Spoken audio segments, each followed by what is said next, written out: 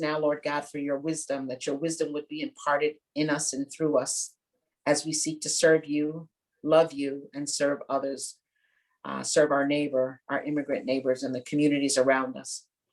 Be in this conversation, we pray right now, and help us to embrace the direction that you are leading us in, and so that you might get glory and people might be welcomed and find a place to belong amongst us. These things we ask and pray in Jesus' name. Amen. So Emily's going to put the PowerPoint up so I can talk through it with you, and then I'll leave some time at the end for a few questions if you have any. I don't plan to hold you very long. I want to keep this within the 1 hour time frame. So we're 10 minutes behind, but I think we'll make up some ground here. So Emily, if you go ahead and share that screen. And I want to begin to talk a little bit about just the Immigration Alliance. The Immigration Alliance, as many of you know, I think has been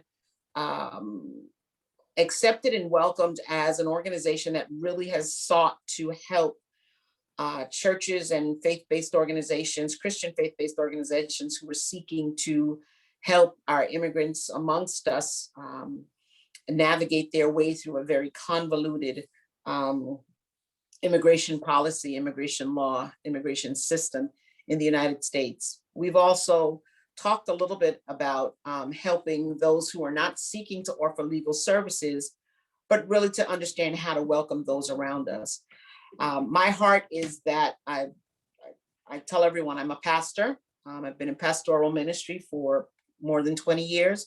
I have the heart of a pastor. I love community. I love folks. And so while I believe in offering legal services, and I think that we need to do more of that, we surely do not have enough places that people can access affordable, trusted legal advice. I also believe that long before you get there, there's work for the church to do. And so we are an organization that welcomes denominations. We have 4 denominations that have denominational membership with us: the Evangelical Free Church of America, we have the Assemblies of God, we have the Free Methodist Church, and we have the Christian Missionary Alliance. We've got a regional member in the Metro New York District Church of the Nazarene, and we have some other churches that are a part of us, not as because their denomination is, but because they have sought to just take out individual membership as a local church, and we welcome that. I believe all ministry happens at the local level, and so we want to empower the local church. So part of empowering the local church is understanding that before one even jumps into doing legal services, as I said, there's a journey before that. There's a road before it. And, you know, we have heard the question, church and community leaders have been often asked, what is required of the church when the compositions of our neighborhoods have changed or are changing? You know, we have been in a country that has been changing for quite some time now. And there was a time and a place where churches that felt like they could not serve the communities where they were, they moved. And they either left the neighborhood they were in or the urban context where they were, and they moved out into suburban, or they're in rural areas. And that's not really something the church, I think, has a lot of luxury in doing any longer, because the entire world is changing around us, and all of our communities are changing, because we are a place that has been for many, many years, this nation, a welcoming nation and welcoming people to our borders and within our borders. And so as our neighborhoods have changed, I think it brings questions to the forefront for those who are leading in the church. What do I do and how do I serve? Things are different. The people around me don't necessarily approach faith the way that I do. The needs are different. I think there are a lot of questions that are conjured up. We are not a church growth movement. We are not a church planting movement. But I do believe that we are an organization that seeks to empower the church to serve where they are, especially serving our immigrant community. So those will be some of the things that we're going to talk about going forward. There's also the question of how do we prepare or reposition ourselves to efficiently minister to immigrant neighbors and implement ministry as a way of life. I believe as people who are, the church is sent into the world, I believe that we have to take a posture and sure to have a posture of implementing ministries, not as a project or an agenda, but it's how we live our faith out loud. And so the Immigration Alliance is seeking to help the local church live its faith out loud to the immigrant community and to our brothers and sisters who have found their ways on our shores from the various places that the Lord has led them through and eventually to here, and looking to find a place to belong and to settle and to become a part of a thriving and a healthy community. The Immigration Alliance wants to walk with any church that is desiring to do that, to serve those amongst them. Believe that the answer to these two questions really happens. Emily, if you can put, there we go. The answer to this question really happens, I believe, in three ways. I believe we grow awareness of our surroundings and recognize the call to love our immigrant neighbors. And so everything that we're going to do is going to fall under the auspices of these three A's: awareness, action, and advocacy.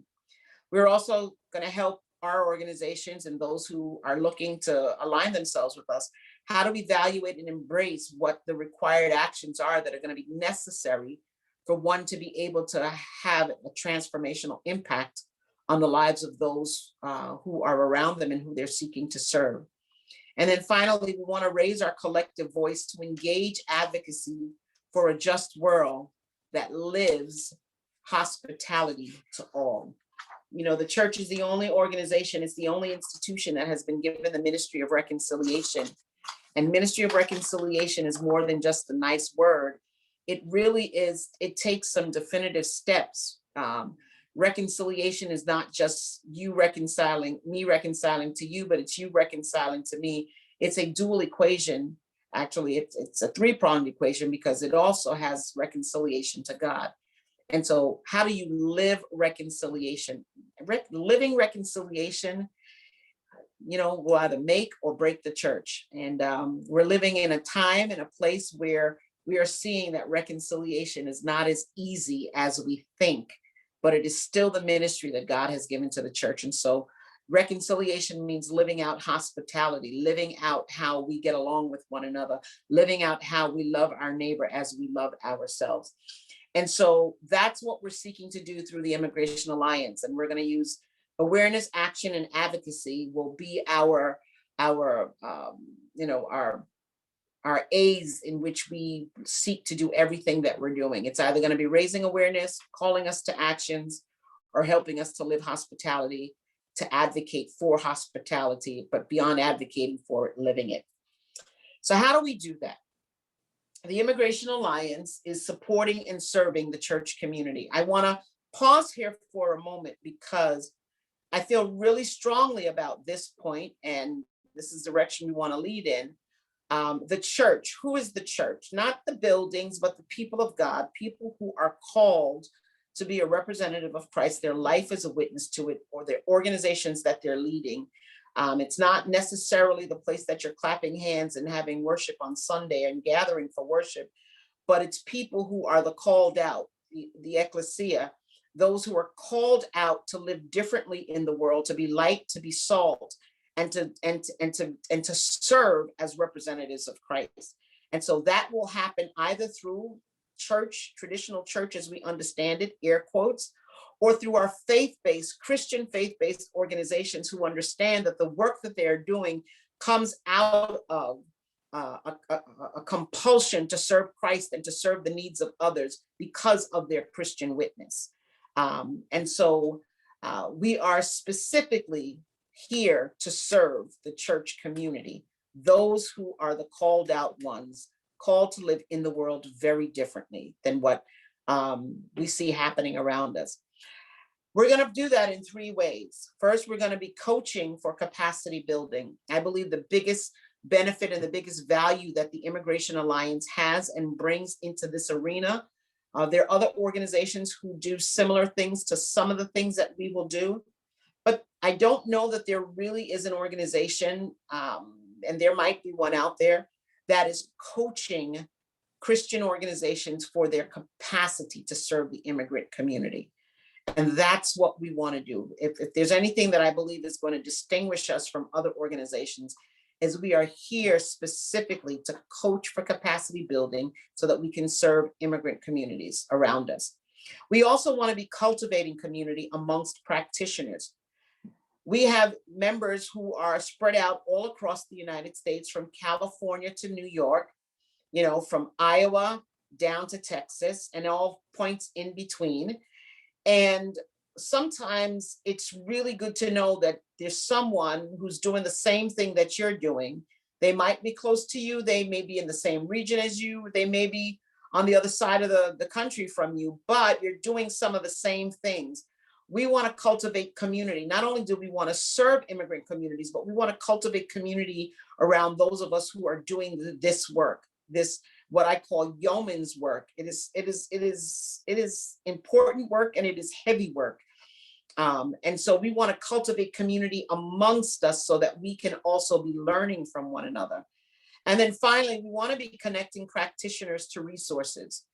There are lots of resources that are out there. Sometimes it's so hard to keep up with everything that's happening in immigration. But we want to make sure that we are connecting those who are serving with the most relevant resources that are available. And so we want to be somewhat of what I would call a clearinghouse for information, and so that folks are getting what they need so that they can serve well. How are we going to do it? There's a 3-point strategy. As I said, and you're going to hear this over and over again, because I really believe in awareness, action, and advocacy. I said I have a pastor's heart, so it connects with even how we understand our relationship, our spirituality, our relationship with the Lord. There is no transformation in the life of one who comes to know Christ unless there is confession. There is no confession if there is no awareness that one is in need of confessing.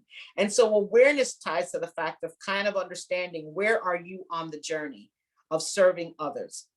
When I was a little girl, quick story, I was a little girl, and we would take road trips, my family, my parents, and my siblings, and we'd be in the car and we're driving. One of the things that I loved the most about when we would stop at one of those rest stops on the highway, I'd run inside and I'd look for the big map that's on the wall, and I could be dating myself. I looked for the big map on the wall, and there was inevitably a star somewhere with the circle that says, "You are here."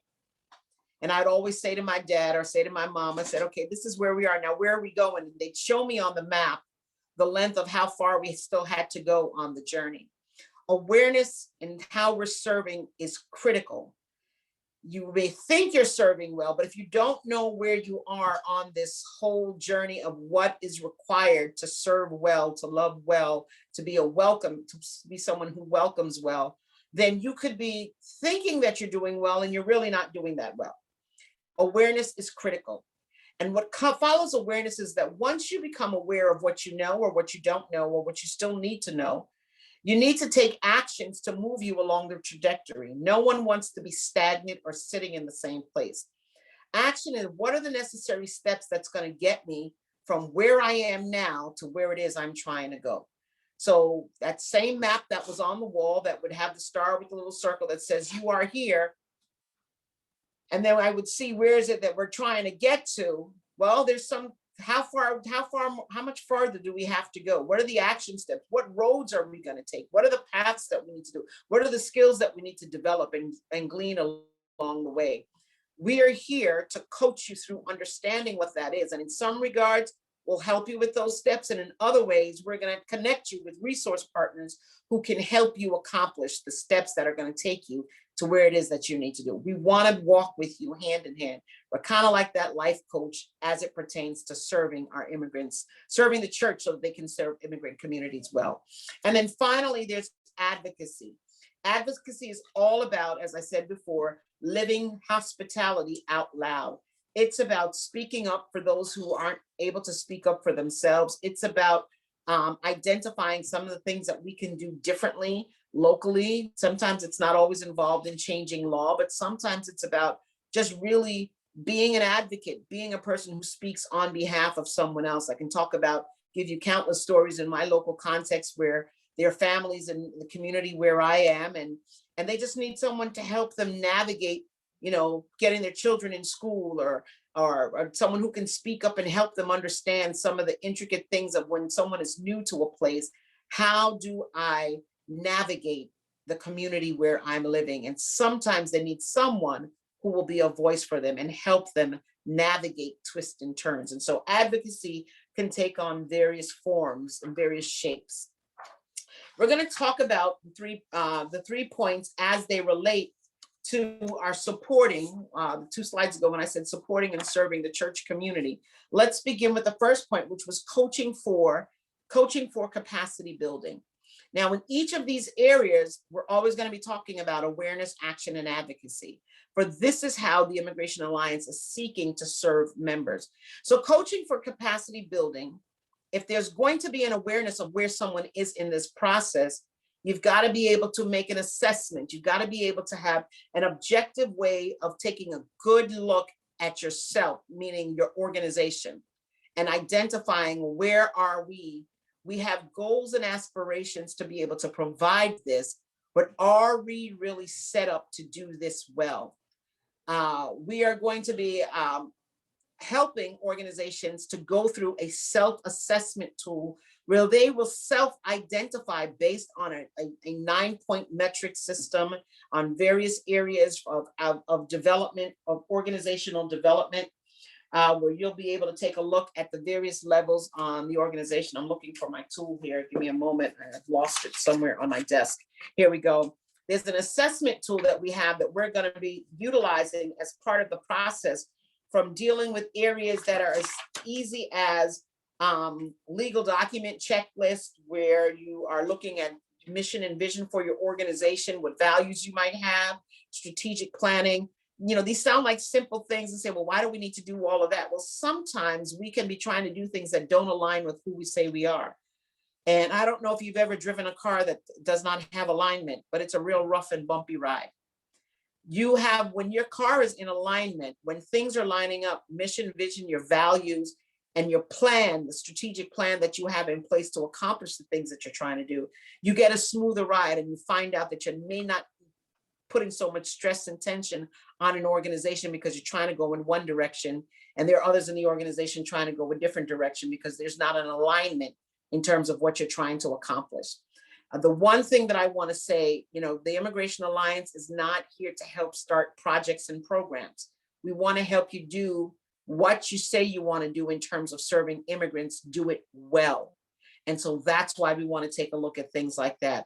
We're going to take a look at, if you have a board, how is the board being developed? What's happening in that area? The financial accountability, because sometimes, and I do believe, while we may not access funding for helping organizations, I believe that there is going to be funding that may become available in the wider spectrum. And if you don't have your ducks in order, you probably may not be able to access some of that funding that might come along. So we want to talk with you about that. Your fund development, how is that available for you? Human resources, what do you have in place? How are you protecting your organization? Do you even have human resources? Or are you just kind of winging it? Are you, we live in a society where the first place everybody runs to is the courtroom. So you want to make sure that you have things in place to make sure that as an organization, you're set up for success. And please understand that human resources are not simply for paid employees. Many of our organizations, churches, we run through volunteers, but even volunteers there's a structure for how are volunteers being engaged and what are we asking of our volunteers. So things like that, program development, organizational capacity, all of those things are some of the things that we're going to walk through and talk through with each of our member organizations, so that we can know where you are on the trajectory, where having an awareness of your organization. And then we can put an identification mark on where are you in your current capacity, and where are areas that you may need further development, or you're doing great. Wonderful, let's go. You're positioned to excel and to just hit the ground running. Action steps as it pertains to coaching and capacity building is that we're going to identify the areas for development and growth, and then identify action steps. So not only the areas, but what are the steps that you need to take, and we'll coach you through that. You need to develop an onboarding for your volunteers. You need to develop. So how are you training folks to work with immigrants? Is there emotional intelligence and cultural intelligence as it pertains to working with people from various people groups? Are we sensitive to cultural things, so that we are not offsetting or off-putting. Remember, hospitality is what we're seeking to do.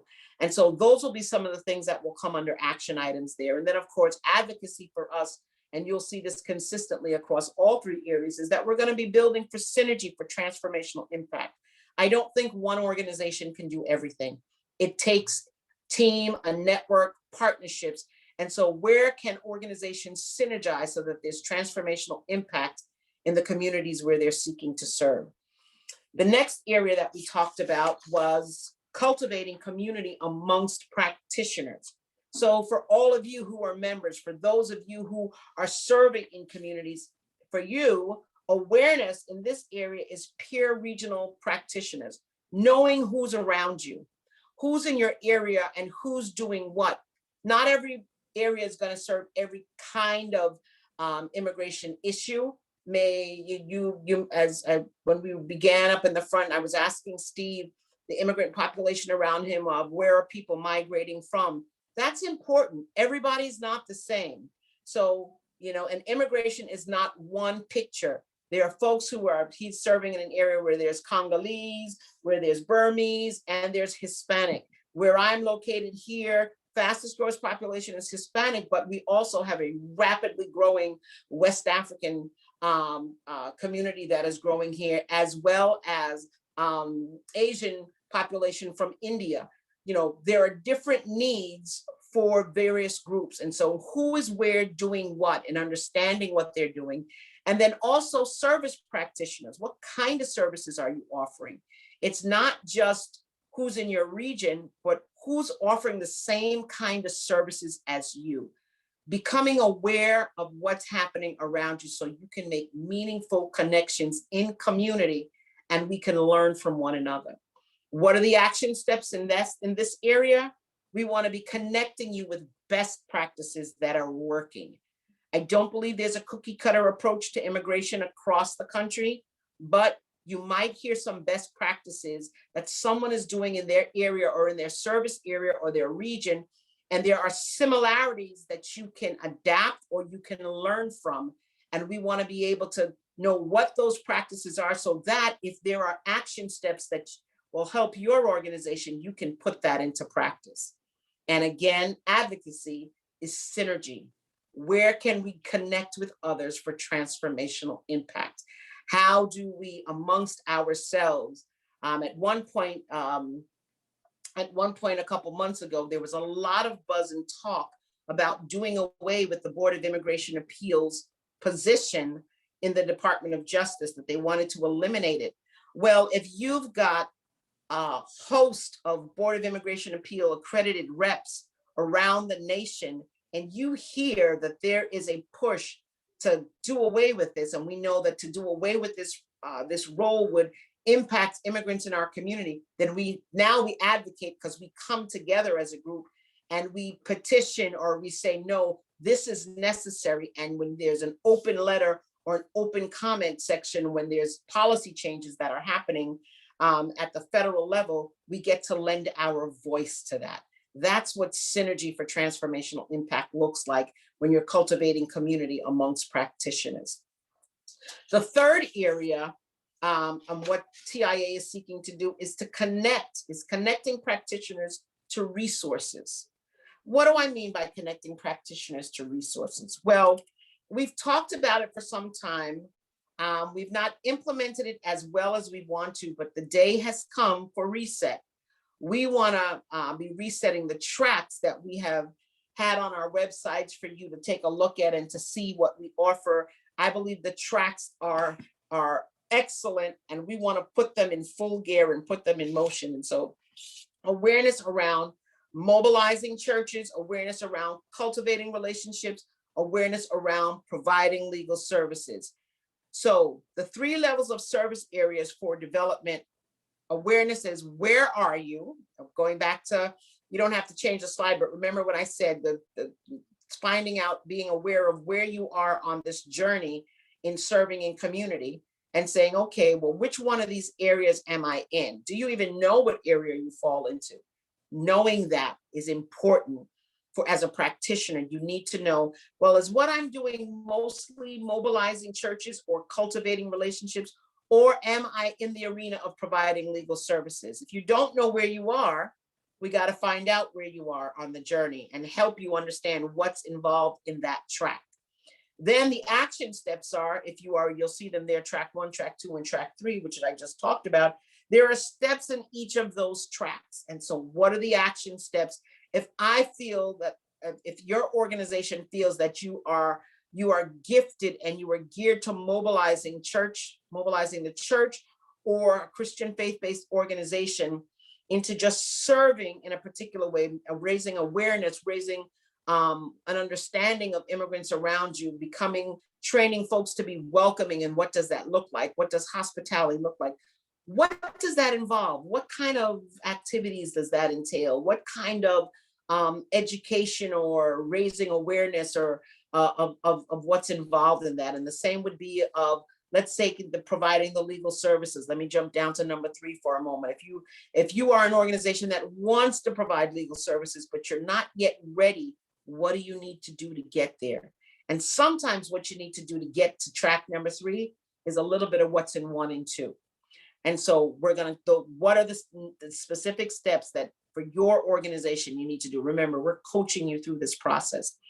And then again, advocacy is always the same thing. Synergy for transformational impact. How do we join others who are doing the same thing as us so that we might have transformational impact in the communities where we are serving? So our tracks are going to come on board, and we're going to really be looking to work with our various organizations as we provide coaching for you. Now, some of the things that we've always done are still going to remain. And one of them will be our Immigrant Practitioner Hotline. And that is for those who are actually providing legal services. We want to give you access, as we've always said, this does not change. We're giving you access to knowledge, information, and experience in immigration law and procedure. And that is because we have a staff of immigration attorneys who provide their services to give advice and direction. And they also provide as a covering for organizations who may or may not have access to an immigration attorney. Some of our organizations use the Immigrant Practitioner Hotline in their applications for accreditation with the Department of Justice. And so the IPH hotline will remain, and we're going to be looking to do some things around this in terms of building maybe possibly some virtual space where you can interact with the attorneys, maybe in a social media setting. It will be a closed group because the Immigration Practitioner Hotline is an additional, there's additional cost to be a part of the Immigrant Practitioner Hotline, separate and apart from what does it mean to just have the coaching services, the membership services. We're looking to hopefully where we can create a virtual space for our members to be able to interact with the attorneys. There will still be the process where one can send a question in by email and we can send the information off, but we want to make this interaction a little bit more dynamic and a little bit more robust. So we're taking a look at ways that we can do that. And then finally, the last thing that I want to point out for you, and there's so much more, these things are coming. We want to be a repository of training material for members. So that you have a virtual library where you can log in, and if there are training videos, if there are things that you can do self-paced in writings and articles and things to familiarize yourself with so that you have access to information. We want to be able to put that and make that available to you as a member. Having virtual forums. Going to be looking to implement a once a month let's talk kind of platform for just all of our members to get online. Me might bring a guest host or guest person on the call, and we might field questions and just kind of talk about a very specific topic. And we want to begin to do that so that you have access to just kind of talking. What are some of the challenges? Where are you? What are people experiencing? So there will be training forums. There'll be information like this where it's actually a training class or material. We'll bring guest hosts. A couple months ago, we had one of our resource partners from the National Immigration Forum. Adam Esty was on with us and shared a little bit about what they do through them. We have other resource partners that we want to give you access to. We'll have virtual forums where you will be able to connect and ask your questions and learn and glean and develop your organization and the services that you are providing for our immigrant communities. And finally, practitioner communal space, developing space where there can be robust engagement between the practitioners, asking questions, having, again, whether it's on a social platform or we provide a space that is maybe quarterly so that there is engagement. When the pandemic lifts and we have the opportunity to travel once again, our goal and our hope is that, especially with the denominations that are a part of us, when they have their denominational gatherings, that we might do some tag-along events that might piggyback either the day after or the day before your events. And that if we have practitioners attending those, if they hang over, stay around, we'll actually have a face-to-face, oh my goodness, in live. We can see one another, we can high five one another, but we can actually get together and have fellowship, but also be retooling ourselves and iron sharpening iron. So we're looking for those kind of communal spaces to be able to create. Those are coming. They're not immediately around the corner. That's going to take some building for us, but we are in the process of going to be identifying what needs to be in our repository of training material. How will we cultivate the virtual forums? And the practitioner communal space will be virtual, but we're also looking hopefully to have times where we can gather together, whether it be in a one-day summit, find out what's happening in your area or in your region, if we come into an area, so that we can help you in your development of what you're offering. That in a nutshell is what we're looking to do, and this is for members. So this is what the benefits have been, or what the benefits are that we want to offer to you in building the organization and value in the organization. We want to be available to you in coaching. And not only that, as you develop as an organization, we also want to give opportunities for our members in various regions to serve in leadership capacities in the various areas where you are, so that you are not only learning, but you're being trained so you can help someone else and train someone else and help to develop networks just in the areas where you are. I think the future for what's happening, it's a tough road that we're facing in terms of the policy reform and all that's happening in immigration. But regardless of whether or not there is any change in immigration policies, there is still a need and a place for the church to be involved in welcoming those who are amongst us. And we don't do it exceptionally well. And as a pastor, someone who has, still entrenched in a community that is about 40% immigrants, the church has to do a better job. And anything that we can do, I have a heart for the church. So anything that we can do to help the church be better at serving, being hospitable, having hospitality, and understanding our role in ministry, in reconciling folks to God and to one another and in community. Anything that we can do to facilitate that, we're going to be doing that. So that's the Immigration Alliance for you. I think it's more robust is coming. It's here. We're ready. And I think exciting days are before us. And so we're looking to hear from you. I'm going to pause for a moment and open it up so that if there are any questions, I can facilitate the questions. I'm going to ask Emily to leave the presentation up for right now, just in case I need to go back to one of the sheets. I can still hear you. So if you have a question, you can either put it in the chat, or you can just unmute yourself and go ahead and ask the question, and I will facilitate the questions as you give them to me. Anybody with a question?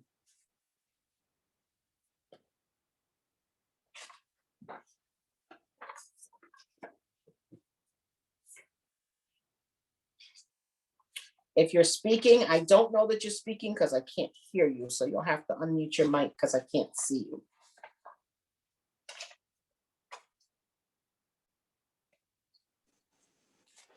Okay, there we go. What's the immigration, the IPH, the hotline? Okay, so What do you foresee to be the price points for that? there is a price point for it. It's the Immigration Practitioner Hotline is a 12-month rolling membership. So from the time that you join the hotline, it is $500 to be a part of the IPH, to have access to those attorneys who are available to you to facilitate your questions and help to point you in the right direction.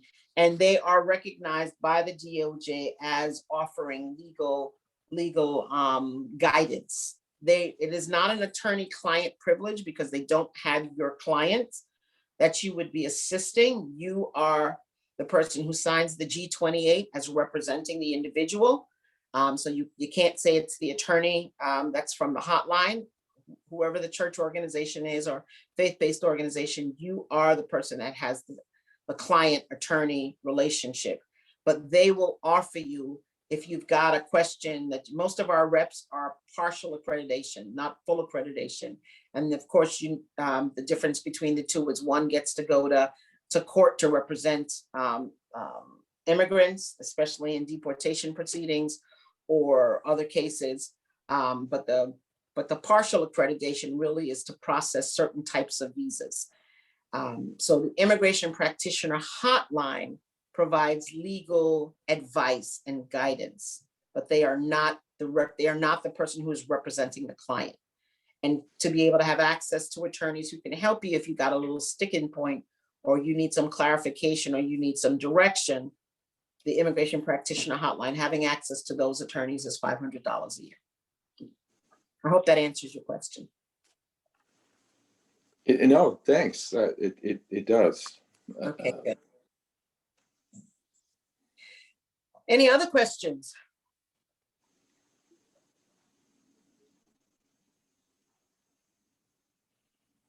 All right, let's take down the presentation. This way I can see everybody's face. I want to get a sense from you. Steve, I believe Steve and Ron, you're both members of the Immigration Alliance. So I would love to hear from you just a little bit of feedback on how does this hit your ear in terms of, oh, there are more people here. Wow. Didn't know all you guys were here. Welcome, welcome, welcome. For those of you who are listening, I would love to know how does this hit your ear in terms of what you are trying to offer and would like to be able to offer. Oh, Rosa, we need to talk. We have to connect.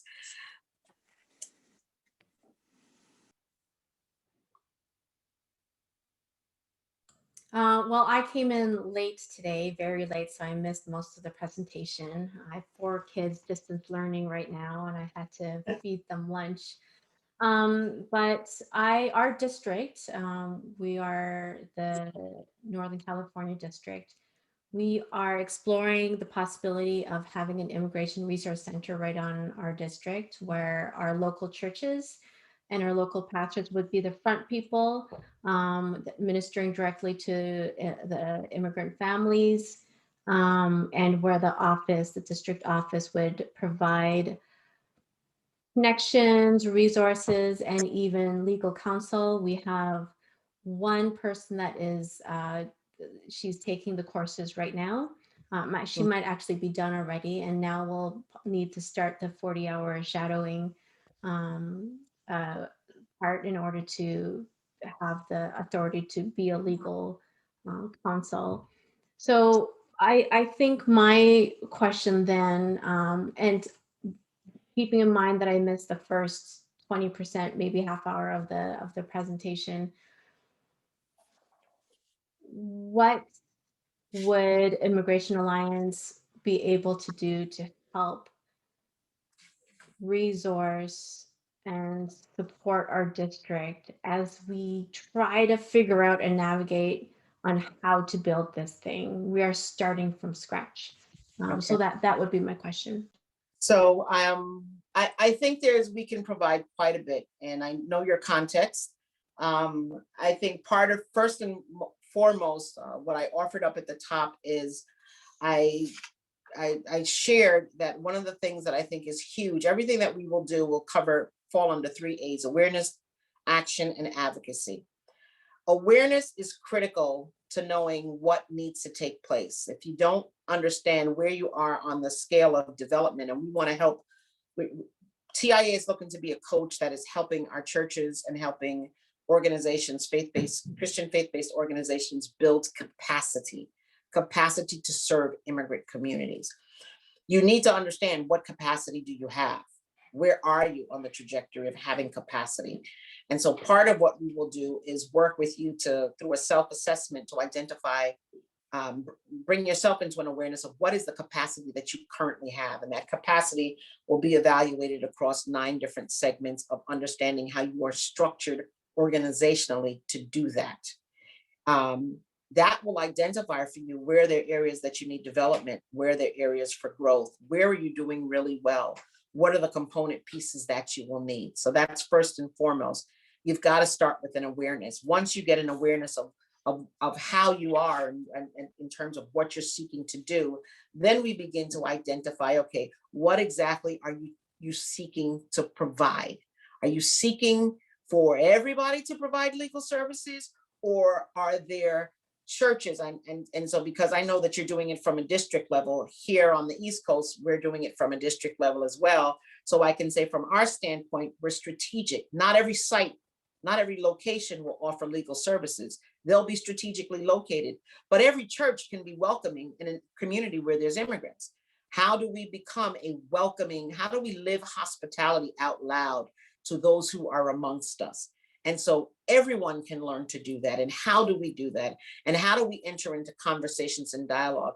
Do we have the emotional intelligence? Do we have the cultural intelligence to know what to say, what not to say? How do we relate to people? How do we build relationships?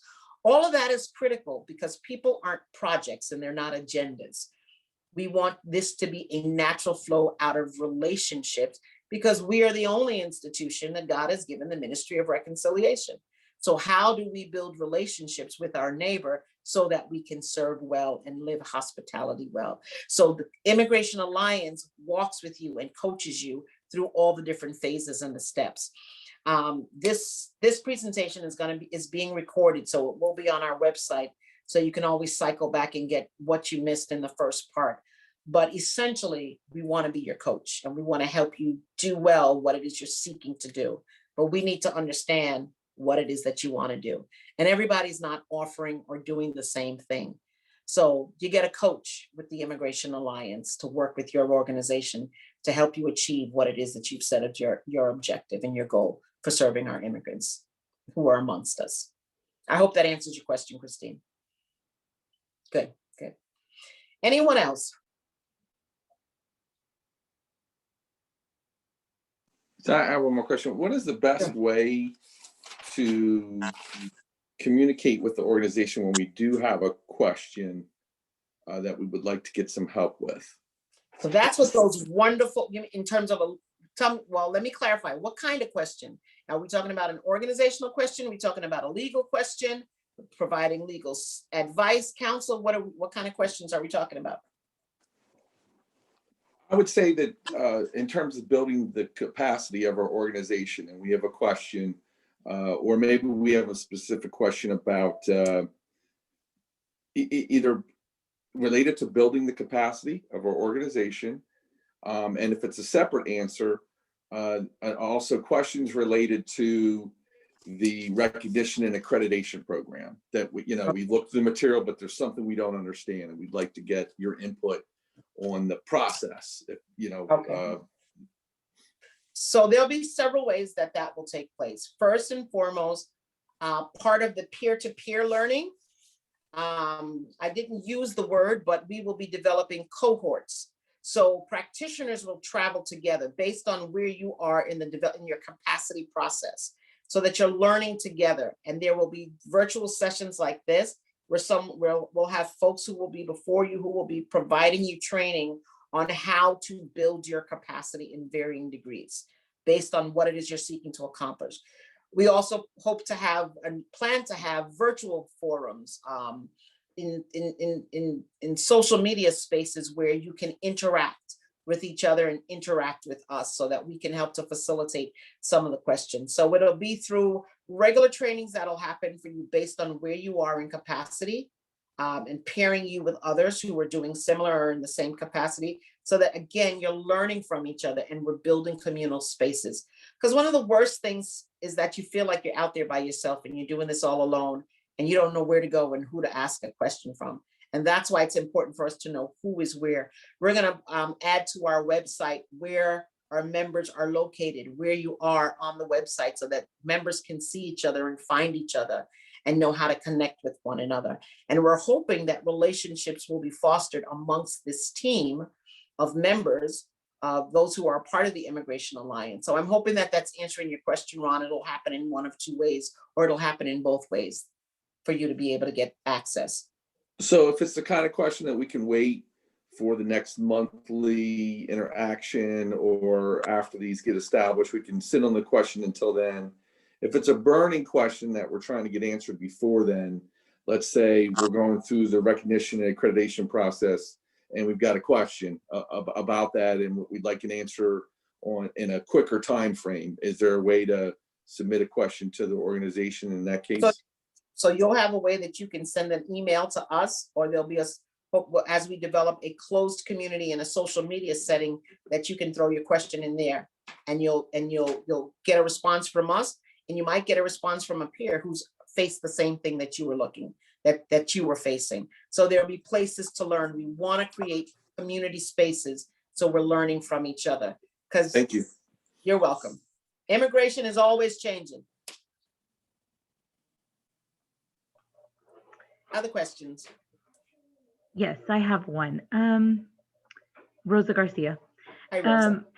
I had a question about the intentional coaching, because I know on the website, one of the benefits for members was the intentional one-to-one coaching. So does that mean there will be a specific coach assigned to the organization that we can reach out to and then set up maybe a coaching cycle for a specific purpose? And then also, does that work the same for the coaching for BIA accreditation, which was listed separately, I believe? So to answer the coaching question, we have to begin with the assessment. Where are you? And how far along are you in your development, and where are you? You will have access. Right now, we don't have a plethora of coaches to work immediately one-on-one with folks. And so that's why we're beginning in the small group setting, in terms of being able to have peer-to-peer learning, putting you before someone who will be able to offer coaching in the categories that fit. So let's say when we do the assessment, we realize that we have some organizations who are at the same developmental level. We'd have a coach, we'd have some training sessions that would cover a myriad of topics encircling that capacity area where you need to build, where you need to develop further. And we will provide coaching for that. And you'll have like a session like this where we'll say, okay, we're going to be working with our members who are in this capacity area. And this is the class that we're going to be having at this time. And we're going to invite you to that. There will also, at the end that you saw, we're going to be building a repository of training materials and things that you can go back and watch. If you have a question as it pertains to recognition and accreditation, that'll be different in terms of somebody working with you specifically into where you are in the process for recognition and accreditation. And we have partners who work to do that as well. So some of it we will do, others will be, we're going to connect you on the advocacy part for transformational synergy, for transformational impact, who are resource partners that we have that we can connect you with that can facilitate some of the questions that you might be having. I hope I answered your question, Rosa. No, kind of, not really, sort of. Yes. Yeah. Yeah. No, Okay. that helped. That helped understand how how it would work, or programming, I guess, future programming Okay. would be handled. Good. I'm glad. Thank you.